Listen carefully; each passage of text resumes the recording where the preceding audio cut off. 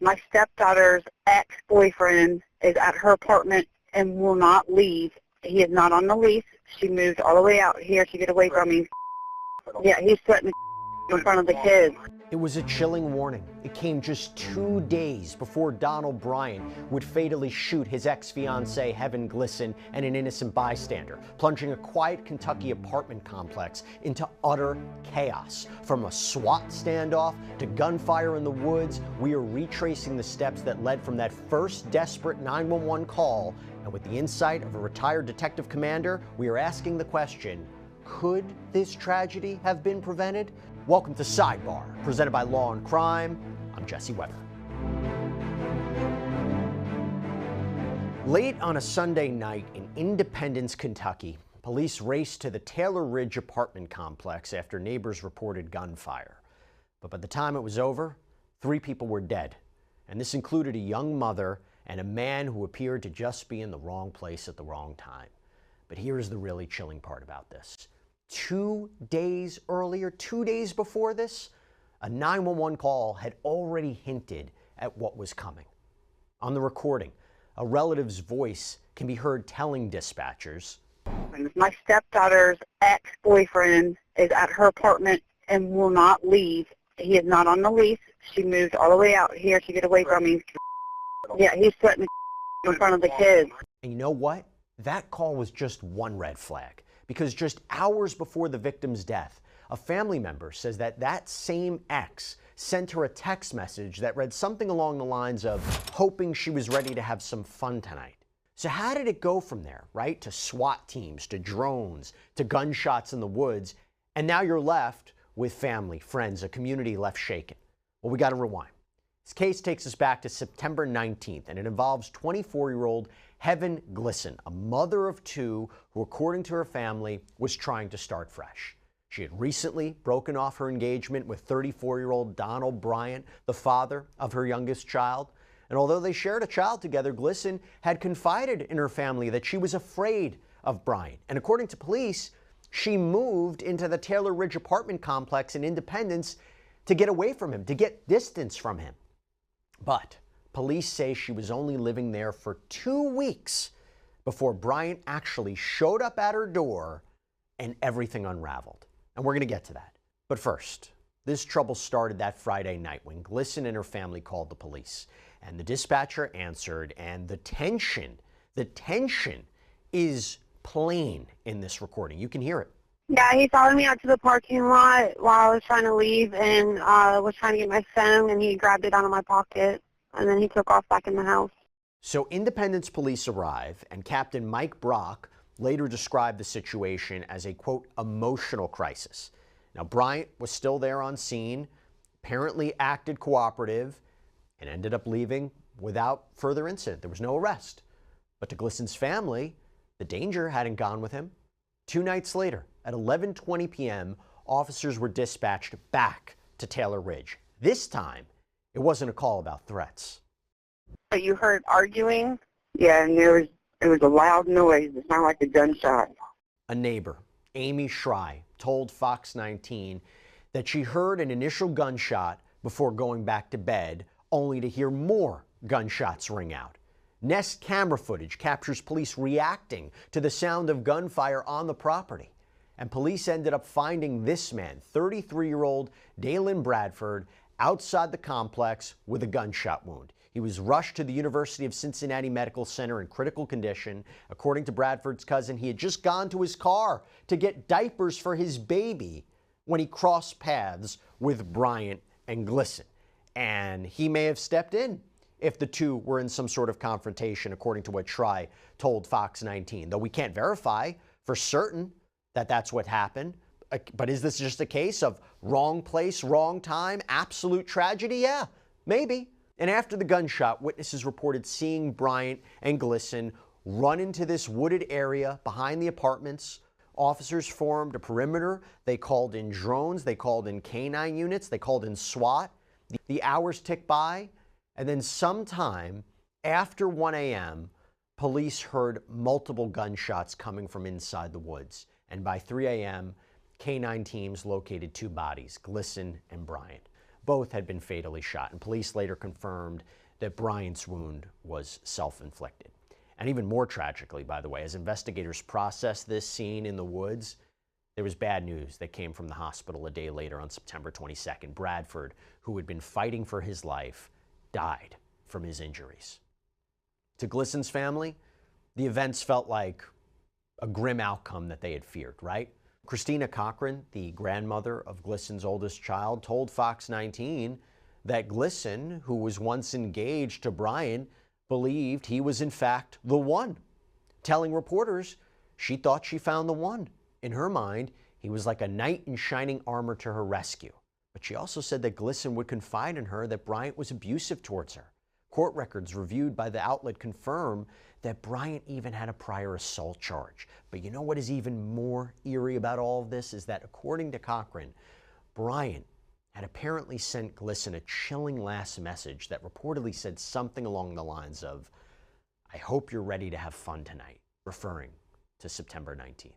Now, you might think by watching Sidebar, you've seen everything. I will tell you, think again. 50 Ways to Catch a Killer. This brings you real cases where detectives had to flip the script to take down cold-blooded killers. Hosted by 50 Cent, this isn't your typical crime show, okay? It's a high-stakes, twist-filled ride into the minds of investigators who think outside the badge to break the case. From unforgettable setups to shocking reveals, every episode proves when killers think they got away with murder, think again. Watch 50 Ways to Catch a Killer with 50 Cent exclusively on Fox Nation. Now there are still some unanswered questions that remain in this case, and I want to talk about those. I want to bring on retired investigator Will Svilar to talk more about this. Will, thank you so much for coming on. It's a really, really problematic and distressing case, to say the least. But when you hear a 911 call days before this shooting, what should law enforcement be looking out for as red flags? Well, this story that we're going to talk about today, it is age old. I have seen so many of them, and it just keeps repeating. The cycle of domestic violence just keeps repeating. When you get a call like that, you nowadays you get a dispatcher that'll tell you, listen, this is our fourth call there, or our third call there, in our jurisdiction anyway, in Chicago. And then they'll ask if there's a CCL holder in there. So you'll get some information going into it. But those are the things you have to look for. You have to look for, and when you get onto the scene, you have to look at the, alleged offender and the victim and see if you notice any actual physical signs of abuse. A lot of the things we run into is the fact that victims of domestic violence are afraid to go forward. They're afraid to press charges. In virtually every state now, if you as a police officer witness any type of injury on that person, regardless if they want to press charges, the offender has to go.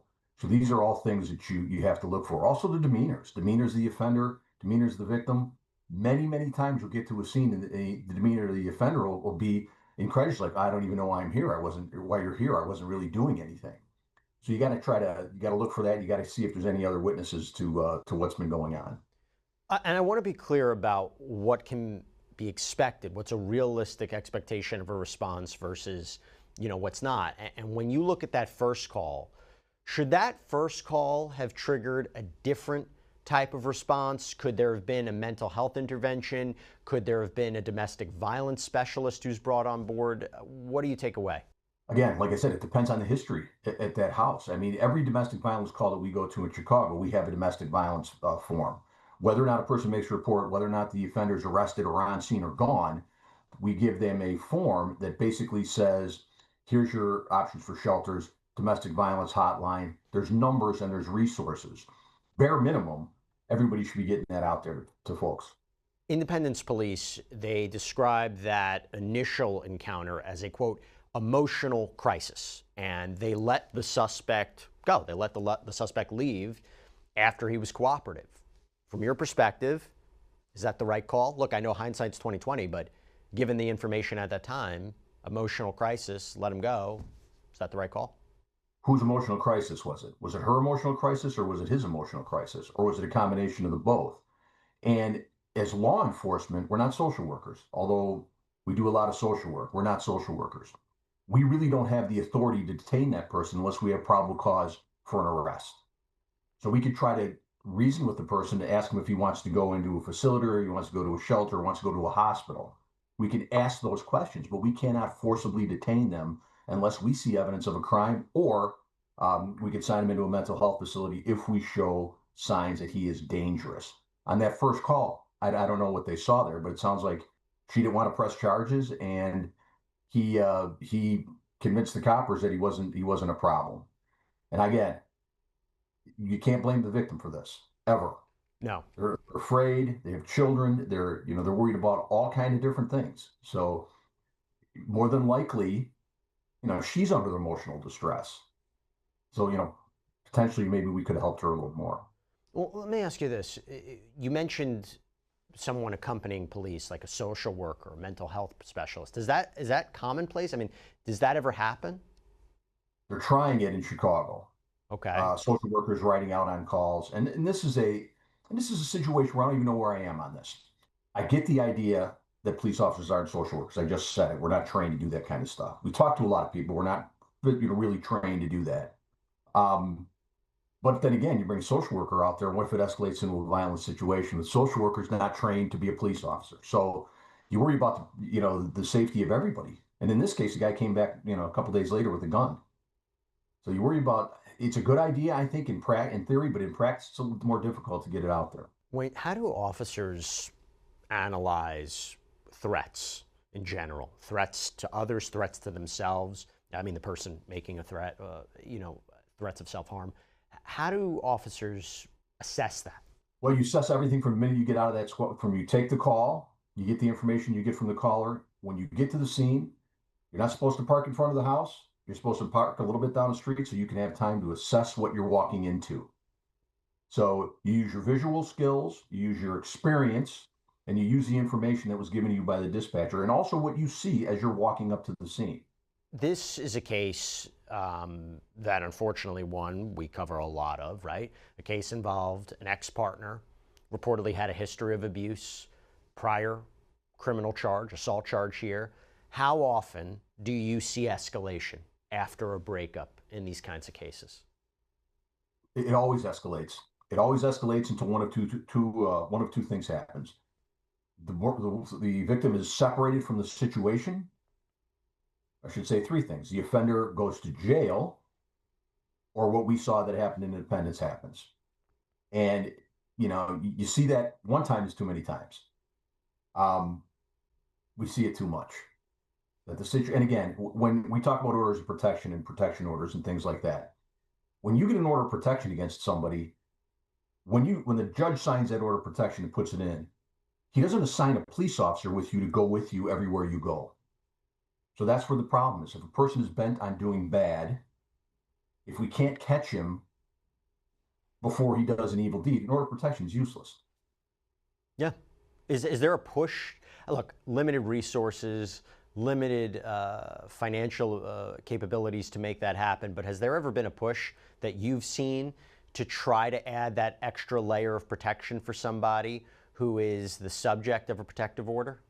So, and again, here's another thing about protective orders. Unless the person is served and knows, you really can't enforce it. So they have to know that there's a protective order against them. And that could be the first time that they show up. Hey, listen, you can't be here. Here's the order. Or someone can serve them. Again, like you said, depend on the resources and who they have to serve these orders. The extra layer of protection is how many domestic violence calls are we getting? How many people do we have to try to protect? And like you said, there's limited resources. Even in a city as big as Chicago, there's limited resources as to providing that next layer of protection. Again, it's a terrible problem that continues to happen. And boy, I wish I could come up with another layer of protection for these vulnerable people who are victimized by these brutes. Talking about response, by the way, on the night of this shooting, police deployed drones, they deployed canines, they deployed SWAT. What does that tell you about the seriousness of the threat that they believed they were facing there? Well, based on the evidence they have a person shot in the parking lot. You have witnesses saying that someone was dragged or escorted, dragged, however you want to say it, into the woods. The woods aren't exactly easy to walk through. You have to get all your resources out there. Someone's dead. Someone's potentially being kidnapped or held against their will. You throw everything you have at that. And, clearly they did. Unfortunately, you're left with multiple fatalities here. And I will tell you, there's one piece that investigators are still trying to understand, they're still trying to solve this piece of the puzzle, is Bradford's exact role in all this. You know, police confirmed he was a resident at Taylor Ridge, but beyond being in the wrong place at the wrong time, his connection to all this confrontation, it's not clear. So how do police go about exploring that connection, and how much can the actual crime scene tell them about that? You start out with interviews. You interview residents, people that know them, neighbors, all those things. Is there a romantic relationship? I don't know. It doesn't say so in any of the reports that I read, but there is a witness that was interviewed at the complex that said it looks like he was trying to intervene when he thought was a kidnapping and he got killed, or he got shot for it. Video, there's got to be some kind of video somewhere in that parking lot, I would assume.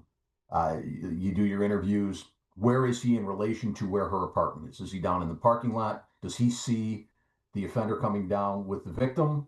Against your will, try to step up and he gets killed. These are all things that'll be determined through interview and any kind of video evidence that they can find. What's the main takeaway for you from a case like this, a story like this? It's heartbreaking because I've seen it so many times. And you look at, and there's a common denominator on this. They're vulnerable victims. They are financially, not independent, and they have children, little children that they have to take care of. And they're trying to do the best they can to get themselves away from the abusive situation. And this is a young girl that could have stayed in that, for the next 10 or 15 years. But she tried to do the right thing. She tried to separate herself and her kids from that. And, society, law enforcement, we're letting these people down. We have to come up with some kind of a plan, like you said, to add another safety valve to this for these poor people who are just trying to better their lives and not be abused. Yeah, it's incredibly sad because you have this community who is now left grieving a young mother and a man who, by all accounts, was just caught up in what was this deadly, chaotic event. It's senseless. It's so unfortunate. It's a tragedy. And yes, we're asking questions about what more could have been done, if anything. Difficult to say. Will Svilar, thank you so much for taking the time. Really appreciate it. My pleasure, Jesse. That's all we have for you right now here on Sidebar, everybody. Thank you so much for joining us. And as always, please subscribe on YouTube, Apple Podcasts, Spotify, wherever you should get your podcasts. You can follow me on X or Instagram. I'm Jesse Weber. I'll speak to you next time.